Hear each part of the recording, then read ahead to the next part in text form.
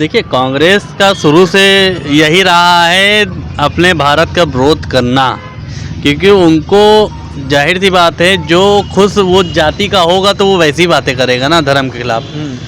ठीक है, राहुल गांधी जी की कांग्रेस की शुरू से नीति यही रही है कि मंदिर नहीं बनना चाहिए, मस्जिदें बननी चाहिए, मज़ार बननी चाहिए, मक्का मदीने टाइप की चीज़ें अपने भारत में भी होनी चाहिए।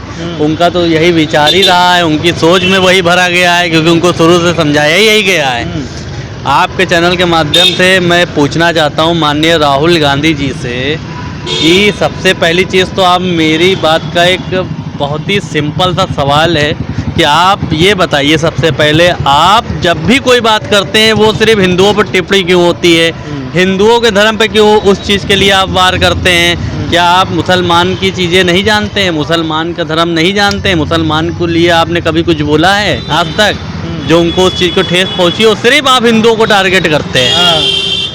आपने कहा कि हिंदुओं को टारगेट करते हैं, पर वो बहुत बड़े अपने आप को हिंदुत्व का नेता कहते हैं, कहते जनेऊधारी हैं वो। देखिए, राहुल गांधी जी पहली चीज़ तो जाति धर्म में थोड़ा सा वो कन्फ्यूज़न में है। सबसे पहले देखिए, राहुल गांधी जी खुद की जाति धर्म का पता लगा लें कि वो किस जाति से आते हैं। हमें तो लगता ही नहीं है, क्रिश्चियन में नहीं लगते, ना ये मुसलमान में लगते हैं, ना हिंदू में लगते हैं, किसी चीज़ में हमें ये लगता ही नहीं है सबसे पहली चीज़ तो। लेकिन हाँ, इतना लगता है कि ये हिंदू विरोधी हैं। इनकी बातों से, इनकी नीतियों से, इनकी जो बयान आते हैं उससे ये चीज़ मुझे क्लियर लगती है कि ये सिर्फ हिंदू के विरोधी हैं। तो इसका मतलब हम लोग यही समझते हैं कि आप भी मुसलमान कौम के हैं। अच्छा, ये बताइए, जम्मू कश्मीर में अगर धारा 370 फिर से बहाल हो जाती है तो क्या लगता है, क्या फ़र्क पड़ेगा? वही जो सुख शांति इस तरीके से बनी हुई है, 370 वहाँ से हटने से संशोधन हुआ है, वहाँ पे भारतीय जनता पार्टी के नेतृत्व में जो वहाँ पे चीज़ें करी गई हैं, वही अगर ये चीज़ लागू करते हैं तो वहाँ की जनता, वहाँ के जो हिंदू पंडित हैं, इस तरीके के जो गुम्मे पत्थरबाजी होती थी उस सब चीज़ों से वहाँ पे अभी शांति बनी हुई है। 370 लागू करके फिर यही करवाएंगे, दंगा फसाद इस तरीके की चीज़ें करवाएंगे, फिर वहाँ आतंकवादी पैदा करवाएंगे पैसे दे दे के। देखिए, आतंकवादी कोई बाहर से नहीं आता है, घुसपैठिया कोई बाहर का नहीं होता है, सब यहीं के होते हैं। सब माइंड वॉश करके ट्रेनिंग दी जाती है मदरसे में इस तरीके की जो आप लोग कहते हैं कि आप लोग के चैनल के माध्यम से 2-3 वीडियो भी देखने को मिली है मुझे, जो मदरसे में इन लोग को पढ़ाया जाता है। पढ़ाने का तो एक बहाना है, असली मकसद तो इन्हें आतंकवादी बनाना है। अरे, पढ़ाना तो वो एक बहाना है, असली मकसद तो इन्हें आतंकवादी बनाना है। तो ये कांग्रेस शुरू से करती चली आई है, इसी के लिए ही मदरसों पे ज़्यादा इनका ध्यान रहता था। आप मुझे बता दीजिए, 370 जब से वहाँ पे हटी है उसके बाद ये मुझे आप बताइए कोई भी दंगा फसाद इस तरीके का वहाँ पे कोई माहौल आया हो सामने? अच्छा, क्या लगता है, क्या इसीलिए मदरसा बोर्ड खत्म हो जाना चाहिए? बिल्कुल होना चाहिए, 110% होना चाहिए। देखिए, उगले मुगले लोगों का ये शासन पूरी तरीके से, जिस तरीके से इन लोग में आया, ये सब पूरी तरीके से ख़त्म होना चाहिए। ये एक नया भारत है, ये नया एक पूरी तरीके से समझ लीजिए। पूरी इन लोग का जो 70 साल की गवर्नमेंट में जो सरकार ने इन्होंने हर एक चीज़ का किया था, इन लोग ने संविधान के अंदर ऐसी ऐसी चीज़ें डाली थी जो हम लोग के लिए ही नुकसानदेह है, लेकिन इन लोग नहीं जानते हैं। इन लोग अपने मुसलमानों को साथ लेके चलने की बात करते हैं, मुसलमानों को आगे भी नहीं बढ़ने देंगे, लेकिन हाँ, मुसलमान का वोट बैंक लेने का पूरा इन लोग का सपोर्ट है कि मुसलमान वोट बैंक हमें चाहिए, मुसलमान हमारे आगे पीछे लगा रहे। मुसलमान पढ़ना लिखना नहीं चाहिए हमें, ना पढ़ाना लिखाना है, ना उसका आगे का इनका भविष्य तय करना है। इनको बस 2 ही काम के लिए हमने चुना है, सिर्फ हमारा वोट बैंक रहेंगे और उसके बाद जो है पंचड़ की दुकान खुलवा देंगे। बढ़िया पंचड़ की दुकान बनाए, इसी लायक इनको छोड़ा है, या पंचड़ की दुकान या आतंकवादी बनाएंगे। अच्छा, 2 ही काम हैं। और जो शुरू से करती चली आई है, इन लोग को कोई भी ज्ञान नहीं होता है, सिर्फ सरकार जिस तरीके की चीज़ें करती चली आई है उसी में इन लोग जाके ढल जाते हैं। आप जम्मू कश्मीर की बात कर रहे हैं, 2014 के बाद आप मुझे बताइए जम्मू कश्मीर में क्या हुआ है? और 2014 से पहले देखिएगा क्या स्थितियाँ होती थी जम्मू कश्मीर में। जाना वहाँ पे डर लगा रहता था, जो यहाँ के लोग टूरिस्ट जाते थे वहाँ पे घूमने। पर धारा 370 तो अभी जल्दी में हटी है ना, 2014 में थोड़ी हटी थी। 2014 में नहीं हटी है, अभी जल्दी में हटी है, वो चीज़ मैं जान रहा हूँ। आप मुझे ये बताइए, लाल चौक वहाँ पे एक चौराहा पड़ता है, 2014 से पहले 70 साल गवर्नमेंट सरकार कांग्रेस की थी, तो राहुल गांधी जी वहाँ पे क्यों नहीं गए? तब वहाँ पे उन्होंने यात्रा क्यों नहीं निकाली? फिर वहाँ पे भारत जोड़ो यात्रा क्यों नहीं उनको समझ में आई? तब क्या भारत नहीं टूटा था? ये 10 साल के अंदर ही भारत टूट गया। और 70 साल से तुमने क्या किया? माननीय प्रधानमंत्री नरेंद्र मोदी जी के नेतृत्व में उन्होंने खुला चैलेंज किया, टाइम भी बताया, बिना बुलेट प्रूफ जैकेट के वहाँ गए और अपना तिरंगा फहराया।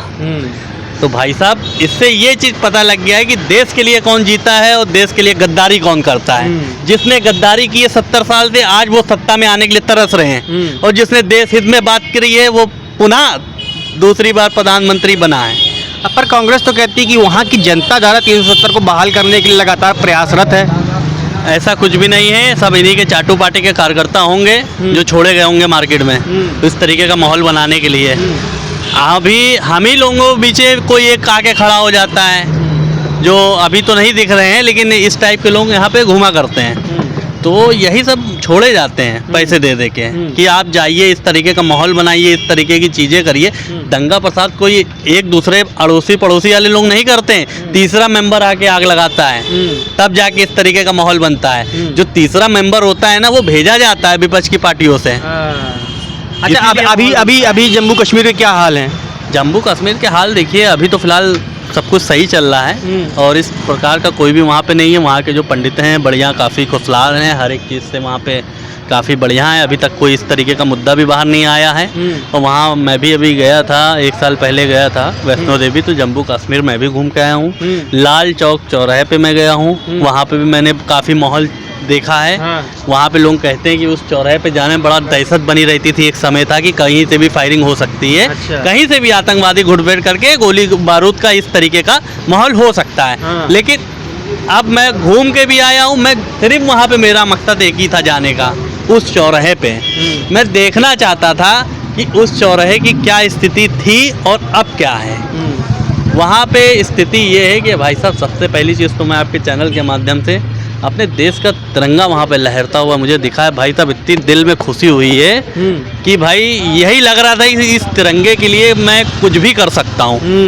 तो ये बहुत बड़ी बात है हम लोग के लिए। अच्छा, आपने कहा तिरंगा लहरता हुआ देखा, बहुत अच्छा लगा। पर पहले देश तो वो अपना है, वो भी अपना ही देश हिस्सा है, अभिन्न अंग है, पर इसके बाद भी वहाँ पे तिरंगा नहीं लहरता था। क्या लगता है, क्यों भैया?